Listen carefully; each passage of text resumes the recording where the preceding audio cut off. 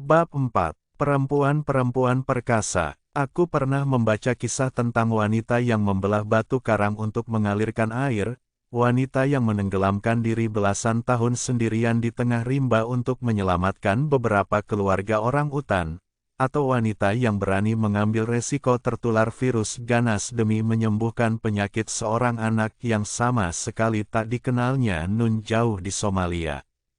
Di sekolah Muhammadiyah setiap hari aku membaca keberanian berkorban semacam itu di wajah wanita muda ini. N.A. Muslimah Hafsari Hamid binti K.A. Abdul Hamid, atau kami memanggilnya Bu Mus, hanya memiliki selembar ijazah SKP dalam kurung Sekolah Kepandaian Putri, namun beliau bertekad melanjutkan cita-cita ayahnya, K.A. Abdul Hamid, pelopor sekolah Muhammadiyah di Belitung, untuk terus mengobarkan pendidikan Islam. Tekad itu memberinya kesulitan hidup yang tak terkira, karena kami kekurangan guru, lagi pula siapa yang rela diupah beras 15 kilo setiap bulan. Maka selama 6 tahun di SD Muhammadiyah, beliau sendiri yang mengajar semua mata pelajaran, mulai dari menulis indah, bahasa Indonesia, kewarganegaraan, ilmu bumi, sampai matematika, geografi, prakarya, dan praktik olahraga. Setelah seharian mengajar, beliau melanjutkan bekerja menerima jahitan sampai jauh malam untuk mencari nafkah, menopang hidup dirinya dan adik-adiknya. Bu Mus adalah seorang guru yang pandai, karismatik, dan memiliki pandangan jauh ke depan. Beliau menyusun sendiri silabus pelajaran budi pekerti dan mengajarkan kepada kami sejak dini pandangan-pandangan dasar moral, demokrasi, hukum, keadilan, dan hak-hak asasi, jauh hari sebelum orang-orang sekarang meributkan soal materialisme versus pembangunan spiritual dalam pendidikan. Dasar-dasar moral itu menuntun kami membuat konstruksi imajiner nilai-nilai integritas pribadi dalam konteks Islam. Kami diajarkan menggali nilai luhur di dalam diri sendiri agar berperilaku baik karena kesadaran pribadi. Materi pelajaran budi pekerti yang hanya diajarkan di sekolah Muhammadiyah sama sekali tidak seperti kode perilaku formal yang ada dalam konteks legalitas institusional seperti Sabta Prasetya atau pedoman-pedoman pengalaman lainnya.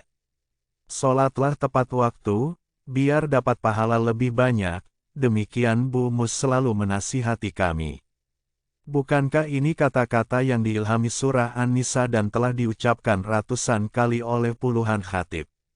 Sering kali dianggap sambil lalu saja oleh umat. Tapi jika yang mengucapkannya Bu Mus kata-kata itu demikian berbeda, begitu sakti, berdengung-dengung di dalam kalbu. Yang terasa kemudian adalah penyesalan mengapa telah terlambat sholat. Pada kesempatan lain, karena masih kecil tentu saja, kami sering mengeluh mengapa sekolah kami tak seperti sekolah-sekolah lain. Terutama atap sekolah yang bocor dan sangat menyusahkan saat musim hujan. Beliau tak menanggapi keluhan itu tapi mengeluarkan sebuah buku berbahasa Belanda dan memperlihatkan sebuah gambar. Gambar itu adalah sebuah ruangan yang sempit, dikelilingi tembok tebal yang suram, tinggi, gelap, dan berjeruji. Kesan di dalamnya begitu pengap, angker, penuh kekerasan dan kesedihan. Inilah sel Pak Karno di sebuah penjara di Bandung. Di sini beliau menjalani hukuman dan setiap hari belajar, setiap waktu membaca buku. Beliau adalah salah satu orang tercerdas yang pernah dimiliki bangsa ini. Beliau tak melanjutkan ceritanya. Kami tersihir dalam senyap. Mulai saat itu kami tak pernah lagi memprotes keadaan sekolah kami. Pernah suatu ketika hujan turun amat lebat, petir sambar menyambar, Trapani dan Mahar memakai terindak, topi kerucut dari daun lais khas tentara Vietcong, untuk melindungi jambul mereka. Kucai, Borek, dan Sahara memakai jas hujan kuning bergambar gerigi metal besar di punggungnya dengan tulisan, UPT-BEL, dalam kurung unit penambangan timah Belitung, jas hujan jatah PN timah milik bapaknya. Kami sisanya hampir basah kuyup. Tapi sehari pun kami tak pernah bolos, dan kami tak pernah mengeluh, Tidak, sedikit pun kami tak pernah mengeluh. Bagi kami Pak Harvan dan Bu Mus adalah pahlawan tanpa tanda jasa yang sesungguhnya.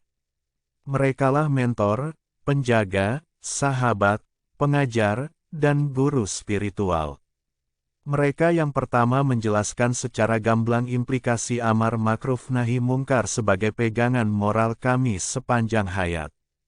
Mereka mengajari kami membuat rumah-rumahan dari perdu apit-apit, mengusap luka-luka di kaki kami, membimbing kami cara mengambil wudhu, melongok ke dalam sarung kami ketika kami disunat, mengajari kami doa sebelum tidur, memompa ban sepeda kami, dan kadang-kadang membuatkan kami air jeruk sambal. Mereka adalah kesatria tanpa pamrih, pangeran keikhlasan, dan sumur jernih ilmu pengetahuan di ladang yang ditinggalkan. Sumbangan mereka laksana manfaat yang diberikan pohon filisium yang menaungi atap kelas kami. Pohon ini meneduhi kami dan dialah saksi seluruh drama ini. Seperti guru-guru kami, filisium memberi napas kehidupan bagi ribuan organisme dan menjadi tonggak penting mata rantai ekosistem.